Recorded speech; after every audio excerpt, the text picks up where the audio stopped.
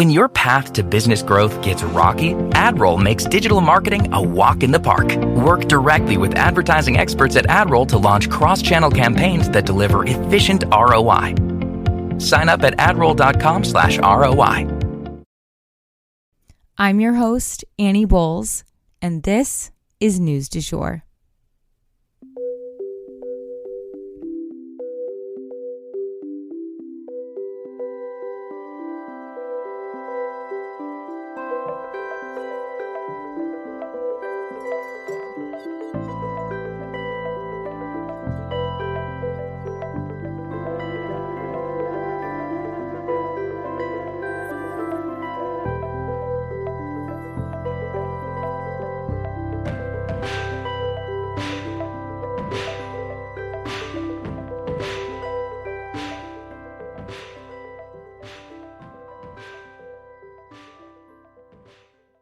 Welcome to News du Jour. You may be wondering, why am I, Annie Bowles, here hosting this podcast? I usually start by telling people I'm a political baby. You see, my parents met working on Capitol Hill. By the time I was 2, I had been in my first political commercial and even got lost crawling around the West Wing. Don't worry, Al Gore found me. My family then moved abroad when I was 9, and I attended an international school in Brussels with kids from all over the world. And it is this type of global perspective that I also bring to our show. I graduated from American University in DC after studying political science and art history, as well as interning on both sides of Capitol Hill. I even interned down the hall from where my parents met. I'm now pursuing a professional certificate in journalism at NYU in conjunction with Rolling Stone magazine. I guess I was always that friend in the group who cared deeply about not just what was going on politically, but also globally. I often kept my own friends informed through high school and into young adulthood, so I guess I've always done a version of this show. I'm genuinely passionate about following the news, and I'm here to break it down for you guys every weekday. We always strive to be a calmer space to get your news. Or, as one listener put it, like getting your news from a well-informed bestie. I'm so glad you're here. Okay, guys, so today we pretty much just have 2 stories to go over, but they both have like multiple parts. The first one has 2 parts, and the second one has like 3 different parts. So let's get into it. First and foremost, Princess Kate and King Charles both having surgeries. So 2 major health-related announcements came out of the British royal family at almost the same time on the same day, leaving our heads spinning, or at least mine was. Personally, I am wondering if they saw what has played out with Lloyd Austin and realized they kind of need to let the public know of major health issues going on within the top tier of the royal family. All they said about Kate's health was that she was in the hospital recovering from a, quote, planned abdominal surgery, end quote. They went on to say that she plans to follow the advice of her doctors and stay in the hospital for 10 to 14 days. And then she will head home to recover, taking a break from royal duties through Easter, which I feel like is kind of a long time for a royal to take off. She has asked that her medical information and the specifics of her procedure remain private, which totally makes sense. They said they would provide any other details that are significant should they arise. But even though they said the procedure was planned, they also said that she wanted to apologize to all those whose upcoming events she has had to postpone. So that almost makes it sound like it wasn't planned, or at least wasn't planned very much in advance. Either way, it's her business, and all we need to know is that she will be laying low for the time being for health reasons, again, through Easter. And all of this is based off of the public statements that the royals themselves have put out onto social media that I've also shared via our Instagram stories. Then over to King Charles. Now, his health is definitely relevant to the public for sure. He's their king. He helps shape public policy and is really one of the faces of their nation. So reports in New York Times say that the king is having treatment for an enlarged prostate. prostate cancer is one of the most common kinds of cancer for men, and it can be extremely manageable. But it can also be bad depending on how far along things are and the specifics of the situation, which we may never really be privy to.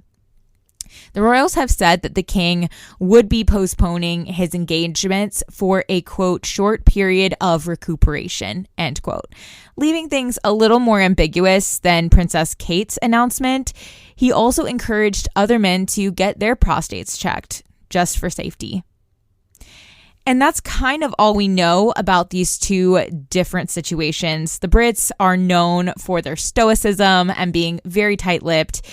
I do think that this will be putting additional pressures on William, of course, because both his wife and his father are down for the count. So that makes him definitely the most senior working royal at the moment, with, his brother living abroad and not participating. So this will be a good test run for his own reign. We'll keep you guys posted if any additional info comes out. And with that, we are going to head over to the Middle East. So I'm further widening the scope of our segment that has to do with the war because, this is all interconnected. This attack, it seems like a sideline thing, but all of these things are almost a spider web or a bowl of spaghetti. They're all intertwined. So let's go ahead and talk about Iran attacking Pakistan and Iraq. Content warning, this story involves multiple wars. So Iran has now struck targets in both Pakistan and Iraq, demonstrating to the world that it stands ready to attack and is capable of hitting targets as far away as, say, Israel. They claimed these attacks were out to harm the terrorist groups that have attacked them in recent days, ISIS and more. But the targets seem to have been very civilian focused, at least based on current reports that I'm reading. But this makes even more Middle Eastern nations being dragged into violence. Let's see. Now at this point, it's Israel, Gaza, if we want to count them as their own territory, of course, Yemen, Lebanon, Iran, Iraq, Pakistan. That's 7 different countries or territories. That's a lot. Things are definitely heating up. And the reason that the situation in Pakistan and Iraq are connected to what's going on in Israel, the common thread there, the through line, is Iran, because they are funding these types of terrorist events like what they just did, but also what Hamas did on October the 7th. According to experts for Bloomberg, the attacks we've seen by Iran crossing borders and vast amounts of territory show that they have missiles that could hit Israel. And according to experts, this seems to be the message they wanted to send because they could have used much shorter range missiles to accomplish the same goal of hitting these targets. They could have hit the same targets with shorter range missiles. So there is a reason that they use these longer range ones when they could have used shorter range ones. And I think, or at least experts for the New York Times attest that they believe the reason behind that was to let the world know they can hit a lot of different targets. And that is a dangerous prospect, given that we know they would like to see Israel completely destroyed, requiring children to chant "Death to America" and "Death to Israel" in classrooms in the past. Their intentions are pretty clear, but they typically fight Israel through these proxy groups like Hamas, the Houthis, Hezbollah, not head on. But this shows us that they could if they wanted to. And that is a scary thought because it would be a pretty quick way to draw the U.S. into a physical fight more directly. So another update I wanted to tell you guys about today is that the Houthi rebels have been redesignated as a terrorist organization by the United States. They have been on this list before. Back in 2021, they were put on this list. And I'm honestly a little bit surprised it took them this long to get back on the list, given how many missiles they have shot at commercial ships. But I digress. So what is the significance of this designation? Well, it's not just a label. It's something that has real-world ramifications. You see, groups that are on this list get cut off from things like funding and aid. Humanitarian groups are worried that this designation may cut off innocents like children from the aid that they rely on. If you guys remember, my daily divers remember this, but essentially Yemen has been locked in this internal battle, this almost a civil war between the Houthi rebels and the Yemeni government for a very long time. And that causes economic instability. Anytime there's a war, the economy is going to suffer and everyday people are going to suffer. So they rely on this aid, just the everyday people. And, it's a tough call to make though, because at the same time, if the Houthis keep attacking us, we will have to attack them back eventually, and those children would be in danger from war. So, this is a tough call to make, but it's one that the highest levels of our government are responsible for. Biden had actually been the one to delist the Houthis as a terrorist organization when he was very first elected. He went in and said, I'm going to take these people off this list and really try to help resolve this conflict. He took several different actions to help resolve the conflict in Yemen and come to peaceful solutions. Obviously, that hasn't worked. And then the Houthis decided to start attacking us. He said that his administration, though, is simply calling a spade by putting them back on this list. And they are going to be looking for ways to make sure that those who really need the aid, who are innocents, are still going to get it. What they said specifically was, quote, as the Department of State moves forward with this designation, we are taking significant steps to mitigate any adverse impacts this designation may have on the people of Yemen. End quote. So it does sound like they're going to put some effort into getting aid to those who really need it. I will definitely keep you guys posted if I hear of anything they have done to that effect. Like I've said, they've done specific things and taken actions, this administration has, to try and resolve the overall conflict in Yemen. So I do feel like they're committed to that, and it's something that they want for the Yemeni people. They just don't want them shooting missiles at our cargo ships anymore. And that for today is the news du jour.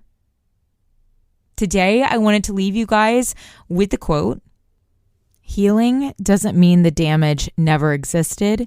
It means the damage no longer controls your life. If you enjoyed this episode, please subscribe on whatever podcast platform you use to listen. A rate and review on that platform or a shout out on social media would mean the world to us and help us to be able to keep creating the news du jour and reach more people who need a calmer space to consume the news. But the best way to support all of our work is to become a patron at www.patreon.com/Sugar Free Media, and that is also linked in our show notes. You can follow us on social media at newsdujour.podcast on both Instagram and TikTok. You can follow my personal account at It's Annie Bowles on both platforms as well. Any little noises you may hear in the background are my rescue pup. He has a little separation anxiety and always records with me. We appreciate you listening and look forward to telling you about the news again next time on News du Jour. Broadcasting from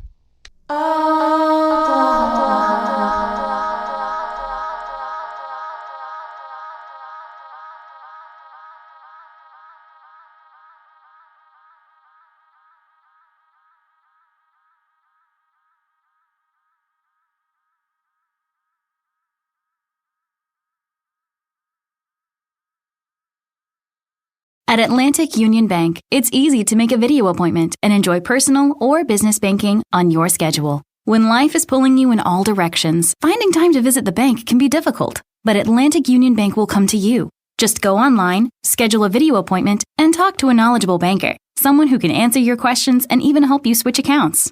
Isn't it time to experience service on your terms? For video appointments that bring the bank to you, visit AtlanticUnionBank.com. The friendship is sharing deal. Because I want one of your McNuggets. And I need some of your Quarter Pounder. There's a deal for everyone at McDonald's. Get one favorite like 10-piece chicken McNuggets, a Quarter Pounder, or a Big Mac, and get another for just $1. Price and participation may vary. Valid for item of equal or lesser value. Luxury is meant to be livable. Discover the new leather collection at Ashley with premium quality leather sofas, recliners, and more, all built to last. No matter how many spills, scuffs, or pet-related mishaps come its way, the leather collection at Ashley is made with the durability you need for the whole family. Shop the new leather collection at Ashley and find chairs starting at $499.99 and sofas at $599.99. Ashley, for the love of home.